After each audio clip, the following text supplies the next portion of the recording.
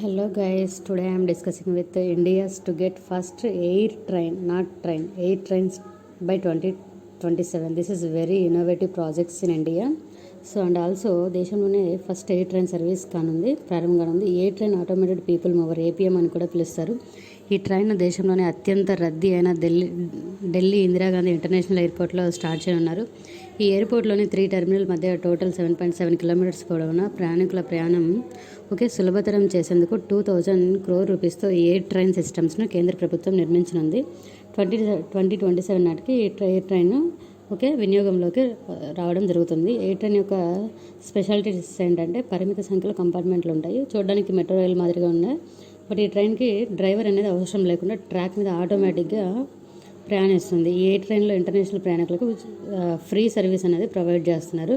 నిర్ణీత ట్రాక్లో ఒక ప్రాంతం నుంచి మరొక ప్రాంతానికి సులువుగా వేగంగా ప్రయాణించేందుకు